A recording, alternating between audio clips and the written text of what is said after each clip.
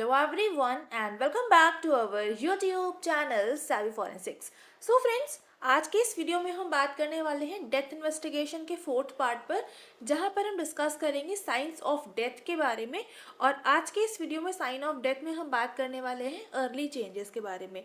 इससे पहले जो वीडियो आया था वहां पर हमने बात करी थी साइन ऑफ डेथ को हम कितनी तरह से क्लासीफाई करते, तो वो मेजर आपका 3 तरह के थे, जिसमें से जो पहला था वो आपका इमीडिएट चेंज था। उसको ऑलरेडी हम प्रीवियस वीडियो में डिस्कस कर चुके हैं और उसी के कॉन्टिन्यूएशन में आज हम बात करने वाले हैं अर्ली चेंजेस की। तो देख लेते हैं यहाँ पर अर्ली चेंजेस में क्या क्या चीज़ें इंक्लूड रहती हैं। तो यहाँ पर जब किसी भी इंडिविजुअल की डेथ हो जाती है तो आफ्टर इमीडिएट चेंजेस जो अर्ली चेंजेस आपको देखने को मिलते हैं वो आपके ये कुछ ये आपका टाइप है, यहाँ पर आपके लिखे हुए हैं। इसमें से पहला होता है आपका आई चेंजेस, मतलब जो आईज रहती हैं उसमें कुछ चेंजेस आपको नज़र आते हैं। सेकेंड है आपका स्किन चेंजेस, जो स्किन रहती है उसमें कुछ आपको चीज़ें में नज़र आता है, उसमें कुछ चेंजेस रहते हैं, जैसे कि जो स्किन है उसकी जो इलास्टिसिटी है वो आपकी थोड़ी सी कंपैरेटिवली कम हो जाती है। जो स्किन रहती है वो थोड़ा सा आपकी स्टिफ होने लगती है। जो कलर रहता है स्किन का वो थोड़ा सा चेंज होने लगता है, थोड़ा सा उसमें जो लस्टरनेस होती है वो कम हो जाती है। तो ये सारी चीज़ें आपकी रहती हैं स्किन चेंजेस। और नेक्स्ट अगर हम बात करें तो नेक्स्ट है आपका पोस्टमार्टम कूलिंग। तो जो पोस्टमार्टम कूलिंग रहता है इसको हम एल्गर मॉर्टिस भी कहते हैं, ठीक है। तो थर्ड वन हो गया आपका पोस्टमार्टम कूलिंग। इसके बाद में आता है आपका पोस्टमार्टम लिविडिटी। लिविडिटी के बहुत सारे नाम होते हैं और बहुत ही सिंपल टर्म्स में, मतलब जो जनरली यूज़ करा जाता है वो कहलाता है आपका लिवर मोर्टिस। बाकी इसको हम पोस्टमार्टम सर्कुलेशन, पोस्टमार्टम विबाइसिस और बहुत सारे अलग अलग नाम होते हैं। तो जब हम पोस्टमार्टम लिविडिटी को पढ़ेंगे तब वहाँ पर इसको हम देख लेंगे, ठीक है। इसके बाद में नेक्स्ट है आपका पोस्टमार्टम कैलोरीसिटी। पोस्टमार्टम कैलोरीसिटी भी जो आपकी रहती है ये बेसिकली पोस्टमार्टम हीटिंग बोल सकते हैं एक तरह से। यहाँ पर जो बॉडी का टेम्परेचर रहता है वो थोड़ा सा इंक्रीज होने लगता है, तो ये आपकी कहलाती है पोस्टमार्टम कैलोरीसिटी। नेक्स्ट है आपका कैलोरीसिटी हो गया। फिर नेक्स्ट है आपका पोस्टमार्टम रिजिडिटी। तो जो पोस्टमार्टम रिजिडिटी होती है इसको हम बोलते हैं कॉमनली रिगर मॉर्टिस, ठीक है। और लास्ट में आ गया आपका कैडावरिक स्पाज्म। जो कैडावरिक स्पाज्म है ये भी आपका अर्ली चेंज में ही देखने को मिलता है। तो ये सारे आपके अर्ली चेंजेस की कुछ चीज़ें रह गई, जिसमें बेसिकली अर्ली चेंजेस के अंदर ये सारी चीज़ों को हम पढ़ने वाले हैं, ठीक है। अब यहाँ पर क्योंकि बहुत सारी चीज़ें हैं तो ये जो आपका अर्ली चेंजेस के टाइप्स वाला वीडियो ही कई पार्ट्स में आएगा। आज के इस वीडियो में हम स्किन चेंजेस और आई चेंजेस को पढ़ लेंगे। इसके बाद में एक एक करके बाकी सारे को हम कवर कर लेंगे, ठीक है। क्योंकि अगर हम एक ही वीडियो में कवर करेंगे तो ये मोर देन 1 आवर का वीडियो बन जाएगा, तो इस वजह से बहुत शॉर्ट में हम इसको करेंगे। तो आज हम आई चेंजेस और स्किन चेंजेस को कवर करते हैं। यहाँ पर सबसे पहले अगर हम बात करें आई चेंजेस की, तो आई चेंज में क्या क्या चेंजेस आपको नज़र आते हैं वो ये सारा का सारा आपके सामने चार्ट के फॉर्मेट में लिखा हुआ है। अब यहाँ पर आईज में क्या क्या चेंजेस देखने को मिलते हैं उसको समझने से पहले आपको आई का थोड़ा सा स्ट्रक्चर के बारे में पता होना चाहिए। तो पहले जो आई का स्ट्रक्चर है उसको हम समझ लेते हैं। अभी यहाँ पर अगर हम बात करें जो आई जो रहती है, एक सिंगल आई की बात कर रहे हैं, उसको अगर हम देखें तो इसका इंटरनल स्ट्रक्चर कैसा होता है उसके बारे में थोड़ा सा समझते हैं। यहाँ पर जो सबसे आउटर पार्ट होता है, ये वाला पार्ट, सबसे आउटर लेयर जो रहती है वो आपकी कहलाती है स्क्लेरा। स्क्लेरा के अंदर जो एक लेयर होती है, ये वाली लेयर, इसको हम बोलते हैं रेटिना। और रेटिना के अंदर एक होती है मैक्यूला, और मैक्यूला के अंदर ये जो पूरा लिक्विड वाला पोर्शन भरा रहता है इसके अंदर, ये आपका कहलाता है विट्रस ह्यूमर। इसके अंदर जो बेसिकली एक लिक्विड सब्सटेंस अवेलेबल होता है उस लिक्विड सब्सटेंस को हम बोलते हैं विट्रस ह्यूमर। और यहाँ पर आप देख सकते हैं इस पर्टिकुलर पोजीशन पर, यहाँ से आपकी सारी की सारी ऑप्टिक नर्व्स कनेक्टेड होती हैं और यहीं से आपकी जो आर्टरीज और वेन्स रहती हैं उनका भी कनेक्शन रहता है, ठीक है। तो अब आइस के अंदर जो आर्टरीज और वेन्स थी और जो नर्व्स थी वो सारी की सारी इंटर यहाँ से करती हैं। बाकी जो आउटर लेयरिंग थी वो आपने देख लिया। अब उसके बाद में यहाँ पर हम बात करें और बेसिकली जहाँ पर आपको चेंजेस देखने को मिलेंगे बाहर से, वो है आपकी ये एक तो लेंस है। ये लेंस किससे अटैच रहता है, यहाँ पर कुछ मस्कुलर स्ट्रक्चर रहता है जिसको हम बोलते हैं सिलियरी बॉडी। सिलियरी बॉडी की हेल्प से जो लेंस रहता है वो अपनी पोजीशन पर रुका रहता है।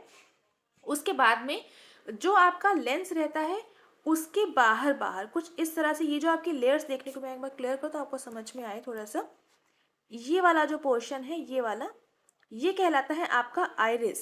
आइरिस हो गया ये। और इसके अंदर मतलब ये वाला जो पर्टिकुलर पोर्शन है जहाँ पर कोई भी तरह की लेयर आपकी लेंस के ऊपर अवेलेबल नहीं है, यानी कि इतना वाला जो पोर्शन, मैं थोड़ा सा कलर चेंज करके आपको समझाऊं तो आपको थोड़ा सा क्लियर आएगा। ये वाला जो पोर्शन है ये आपका कहलाता है प्यूपिल। प्यूपिल का मतलब वो आपकी आई का पार्ट जहाँ से जो लाइट है वो एंटर करेगी, तो लाइट को एंटर करने के लिए कितना एरिया अवेलेबल कराना है, तो वो काम हो गया आपका प्यूपिल का। बेसिकली जो आइरिस रहती है उसी से आपका प्यूपिल वाला स्ट्रक्चर निकल के आता है। आइरिस जहाँ तक है उसके बाद में जो आपका पोर्शन छूटा रहेगा जहाँ पर आपकी आइरिस अवेलेबल नहीं है वो पोर्शन कहलाएगा प्यूपिल। अगर आई के स्ट्रक्चर को हम सामने से देखें तो कुछ इस तरह का आई का स्ट्रक्चर दिखता है जहाँ पर ये वाला पूरा पोर्शन आपको व्हाइट नज़र आता है और जो आपका सेंटर का सर्कुलर पोर्शन होता है वो आपका ब्लैक नज़र आता है। ठीक है, अब ये जो ब्लैक वाला पोर्शन होता है ये आपको कई बार छोटा और कई बार बड़ा नज़र आता है। तो आपने कई बार नोटिस किया होगा कि जब भी जो आपकी प्यूपिल वाला पोर्शन रहता है, जो आपकी आईज रहती हैं, उनके बहुत पास में अगर कोई लाइट अवेलेबल होती है तो प्यूपिल आपका छोटा हो जाता है, यानी कि जो ब्लैक वाला पोर्शन है वो छोटा हो जाता है ताकि आपकी आईज के अंदर लाइट कंपैरेटिवली बहुत कम एंटर करे। और जब भी लाइट काफ़ी दूर होती है तो उस कंडीशन में जो आपका प्यूपिल वाला पोर्शन रहता है वो आपका काफ़ी बड़ा हो जाता है ताकि दूर से जो लाइट है वो आपकी आईज में प्रॉपरली एंटर कर सके।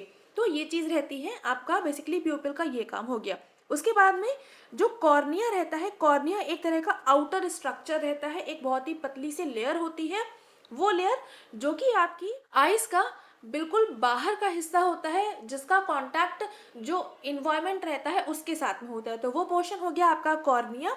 अब यहाँ पर एक क्वेश्चन और बहुत बढ़िया है कि जो आपकी लेंस है यानी कि जो आपकी आइरिस है उसमें, यानी कि ये वाला जो पोर्शन है ग्रे ग्रे वाला पोर्शन, एक बार फिर से आपको बता दूं क्लियर करके, यहाँ पर ये जितना भी ग्रे कलर का पोर्शन दिख रहा है यहाँ पर सारा का सारा आपका ये आपका एंटीरियर चैम्बर रहता है। ठीक है, तो यहाँ पर भी एक तरह का लिक्विड अवेलेबल होता है जिसको हम बोलते हैं एक्वस ह्यूमर, यानी कि जो आपका लेंस के बाहर जितना भी लिक्विड अवेलेबल है उसको हम बोल रहे हैं एक्वस ह्यूमर, और लेंस के अंदर इस जगह पर जितना भी आपका लिक्विड अवेलेबल है उसको हम बोल रहे हैं विट्रस ह्यूमर। तो इन जो आपके ये वाले जो ह्यूमर की बात कर रहे हैं, जो लिक्विड सब्सटेंस है, इनमें बहुत कंफ्यूजन रहता है कि अंदर कौन सा रहता है बाहर कौन सा रहता है, तो उसको थोड़ा सा ध्यान से याद कर लीजिए।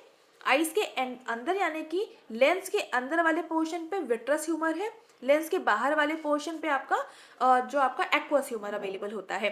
ठीक है, तो ये आपका हो गया आई का स्ट्रक्चर। उम्मीद करती हूँ अभी यहाँ तक आपको आई का स्ट्रक्चर थोड़ा थोड़ा क्लियर हुआ होगा। बहुत डिटेल में नहीं जा रहे हैं, जितना ज़रूरी है उतना ही यहाँ पर हम डिस्कस कर रहे हैं। ठीक है, अब यहाँ पर इसको थोड़ा सा समझिए।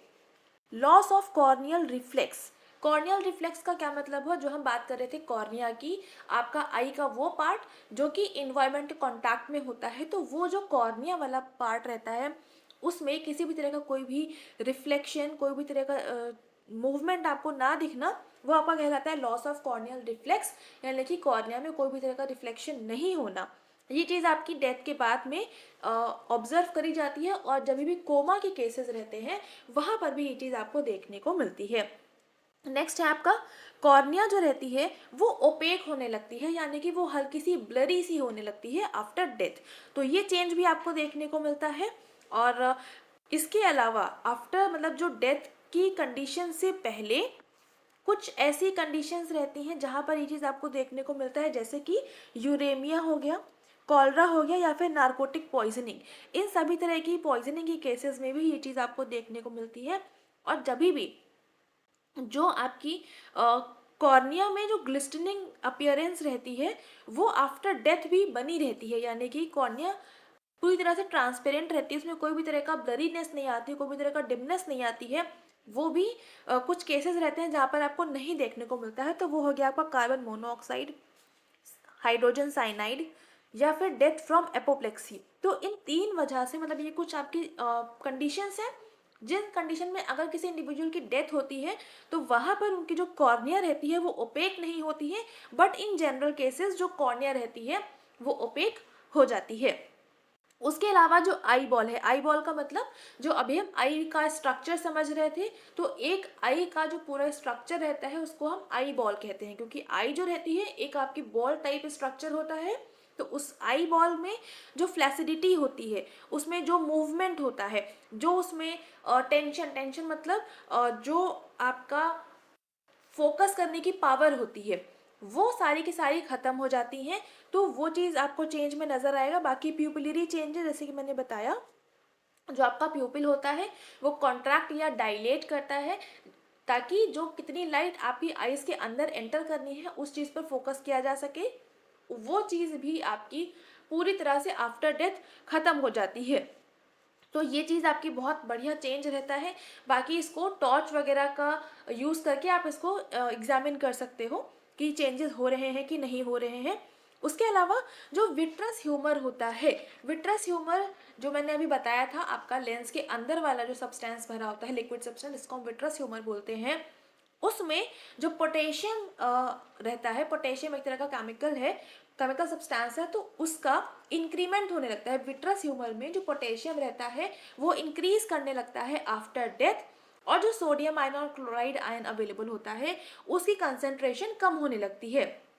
तो ये बहुत बढ़िया चेंज आपका विट्रस ह्यूमर में नजर आता है कि विट्रस ह्यूमर में आफ्टर डेथ पोटेशियम इंक्रीज करेगा और सोडियम आयन और क्लोराइड आयन जो रहते हैं वो डिक्रीज करेंगे। ठीक है, अब ये पोटेशियम बढ़ता कहाँ से है, क्योंकि जो रेटिनल ब्लड वेसल्स होती हैं, मतलब रेटिना वाली लेयर में जितनी भी तरह की ब्लड वेसल्स अवेलेबल होती हैं, उनमें से जो पोटेशियम रहता है वो आपके विट्रस ह्यूमर में मूव कर जाता है, और जितना भी सोडियम आयन और क्लोराइड आयन होता है वो वहाँ से निकल कर आपके रेटिनल ब्लड वेसल्स में एंटर कर जाता है। ठीक है, बट फिर भी ये थोड़ा सा आपका कम इसकी रिलायबिलिटी मानी जाती है। विट्रस ह्यूमर में जो पोटेशियम का इंक्रीमेंट और डिक्रीमेंट हो रहा है, इस चीज़ को थोड़ा सा कम रिलायबल मानते हैं पोस्टमार्टम इंटरवल को, टाइम सिंस डेथ को पता करने के लिए। बट हाँ, डेथ हुई है कि नहीं हुई है ये चीज़ आप यहाँ से पता कर सकते हैं, और कुछ हद तक बहुत ही माइन्यूट सेंस में आपका पोस्टमार्टम इंटरवल यानी कि कितने टाइम पहले डेथ हुई होगी ये आप फाइंड आउट कर सकते हो। बट ये चीज़ बहुत ही ज़्यादा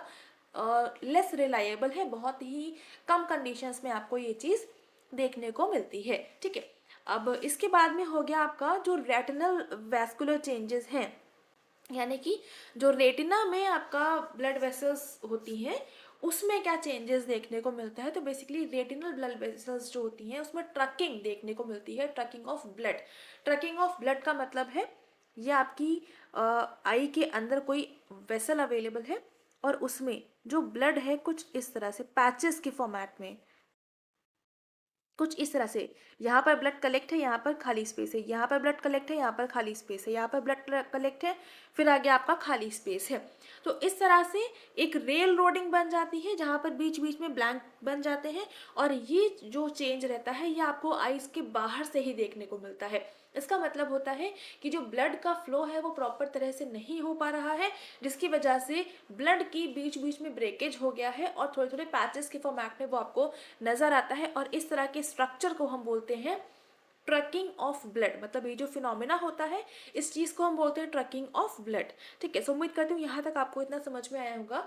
ट्रकिंग ऑफ ब्लड में जो ब्लड रहता है वो सेगमेंट्स के फॉर्मेट में ब्लड वेसल्स में कलेक्ट होने लगता है, और वो चीज़ आपको रेटिनल वेस्कुलर चेंजेस में आता है, और ये आपको आइज में बाहर से ही देखने को थोड़ा बहुत नजर आता है।